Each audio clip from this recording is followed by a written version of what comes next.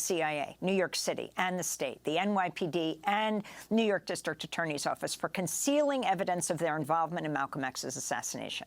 The family's announcement came on Tuesday, the 58th anniversary of Malcolm's assassination, February 21st, 1965. This all comes just 3 months after New York City and New York State agreed to pay a total of $36 million to settle lawsuits on behalf of two men who were wrongfully convicted and jailed for decades for assassinating Malcolm X.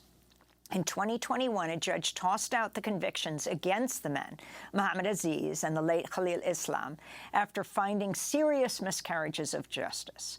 On Tuesday, Malcolm X's daughter, Dr. El-Hajj Shabazz, and civil rights attorney Ben Crump, standing at the site of the assassination, February 21st, 1965, in the Audubon Ballroom in Harlem, held a news conference. They spoke about Malcolm X and Dr. Betty Shabazz at the Memorial and Educational Center in their name.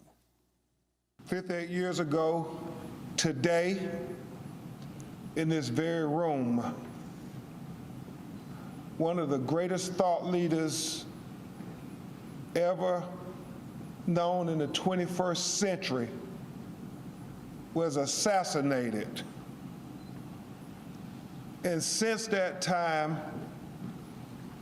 there has been speculation as to who was involved in the assassination of Malcolm X.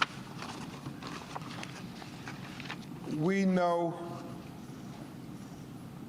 on November 18th, 2021, it was confirmed and substantiated that the government agencies, the New York Police Department, the FBI, the District Attorney of New York, had factual evidence, exculpatory evidence that they fraudulently concealed from the men who were wrongfully convicted for the assassination of Malcolm X. And they also fraudulently concealed that information, most importantly, from the family of Malcolm X. We know that based on their wrongful conviction, that the government settled the matter of Mr. Azir and Mr. Aziz for tens of millions of dollars. This is important for many reasons. One of the most important reasons, it gives Malcolm's daughters an opportunity to seek legal redress, finally, based on the government's admission that they conceal evidence involving the assassination of Malcolm X. The truth of what happened and who was involved has always been critical. So today, at the Malcolm X and Dr. Betty Shabazz Memorial and Educational Center, we announce and give formal notice to the City of New York, the State of New York, and the federal government and its agencies, the FBI and the CIA, that the family members intend to sue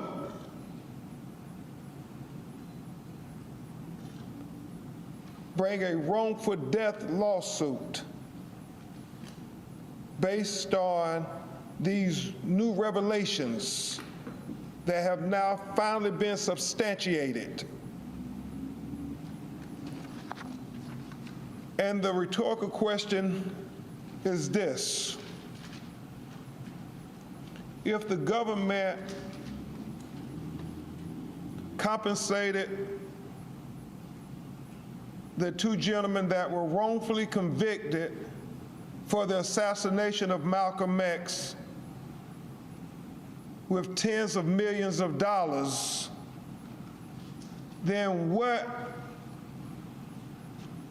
is to be the compensation for the daughters who suffered the most from the assassination of Malcolm X?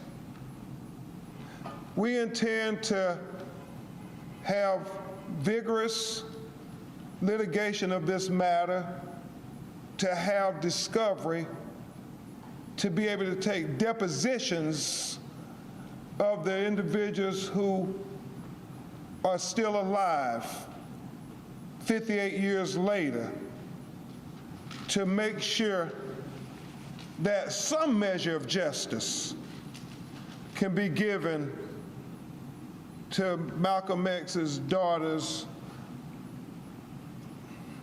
who in this very room were present with their mother when he was shot at 21 times, 17 bullets hitting him.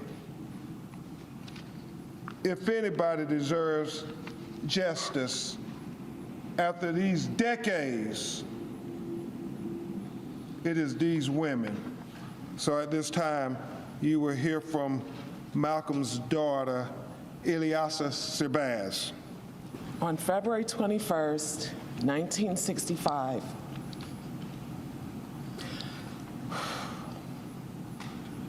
my mother came here excited to see her husband because a week prior, her home had been firebombed. She walked in here happy, and she left out shattered.